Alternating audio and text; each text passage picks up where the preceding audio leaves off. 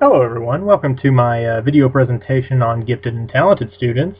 Specifically from an educator's perspective, we're examining the issue of how do we determine gifted and talented students, and what do we as educators have to do with them? How do we relate to them and gear the study toward them, gear the instruction toward them? So the first thing we're going to talk about is what exactly is, what exactly does it mean to be gifted and talented? How do we define it?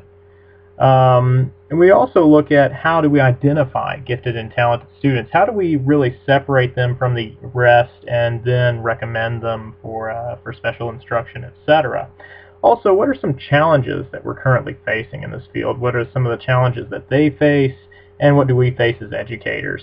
And what can we do about these challenges as well? Specifically, this is from an ESL and foreign languages standpoint. So we'll be addressing those things as well.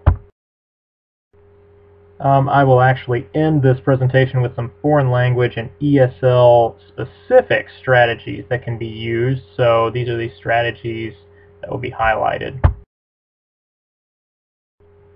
So first of all, what does it mean to be gifted and talented? Well, Egan and Kowchak defined it as students who do well on IQ tests as well as those who demonstrate talents in a range of areas. And they offered some examples. Well, considering the fact that the IQ test itself is probably not the best gauge, so to speak, for if someone is gifted and talented, a lot of it is observational. So I really like another definition offered by Carrasco, however you pronounce it. They're students who possess an outstanding abilities, and they're capable of a very high level of performance or output and have been carefully identified by a qualified other. That's also how the federal government defines. So first of all, I would also like to dispel a rumor, or at least a commonly held stereotype about gifted and talented students. Some people think that they might be very narrow in terms of their interests and their performances, that they may perform at a high level in some areas, but not so well in other areas, when really the opposite is true, according to Egan and Kowchak. Gifted and talented students typically show more interest in a variety of areas, and they read more. They tend to be healthier than their peers. They tend to broaden their horizons quite a bit more. They're also very naturally inquisitive. They're not, you could just say, take it from the standpoint that they're definitely not your usual students.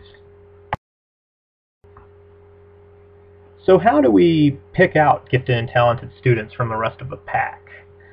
Well, we can look for things like an increased interest in one or more subjects, increased inquisition, being very inquisitive, curious about certain subjects, a high attention to detail for those given subjects, a preference for self-study, for guiding their own learning instead of being guided by the teacher all the time. Also, they have an increased ability to think abstractly. They learn a lot quicker than their peers. They have a developed moral sense. So what about some challenges? What about, what does this mean?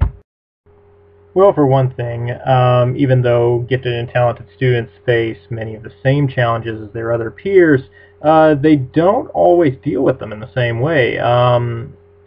For example, because they're so inquisitive, because they have such a high attention to detail, and they tend to move through the material more quickly than their peers, that can lead to an increased sense or desire or drive for perfectionism. And of course, whenever they do fail, or whenever the expectations that they have are not met, it can really be stressful for them. Also, gifted and talented students, with success comes separation from your peers, or at least a recognition from your peers. And of course, you've all heard of people being picked on because they were smart in school, or because they were really they got really good grades. That's one issue. Another issue, and really what relates more to us as educators, is if they're progressing through the material so quickly and getting so successful with it, then of course, that can lead to a sense of boredom or a sense of lethargy when in class. They feel that they're not sufficiently challenged. They're not, their interest kind of wanes in the material after a while.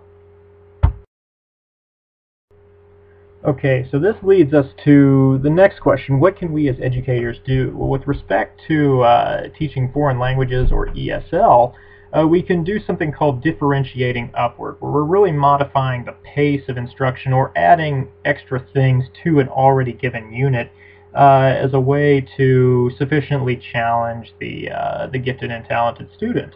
For example, let's say in a French 3 class, the class is reading Le Petit Prince, which means The Little Prince by Antoine de Saint-Exupéry. If the student is really excelling through all of this, one thing that the teacher can do to differentiate upward and involve more higher order thinking skills is maybe give the student some extra reading material or even some questions to consider. For example, the life of Antoine de Saint-Exupéry, the history of France during World War II when the book was written, basically provide a more rounded approach or an even deeper approach. Another thing that you can do is engage students through something called a contract activity package. Basically, the teacher gives the student a package that is pretty much a unit in itself, usually involving different software items, and the student gets to learn at their own pace instead of having the teacher lead the student. This allows the teacher to focus more on the class as well. The contract here is that the student agrees to master the material at their own pace and meet certain requirements. For example, in an ESL classroom, you can give the student an extra software package with little videos full of conversations, maybe if it's about advanced morphemes, like identifying the past tense, and they get to complete little activities within it.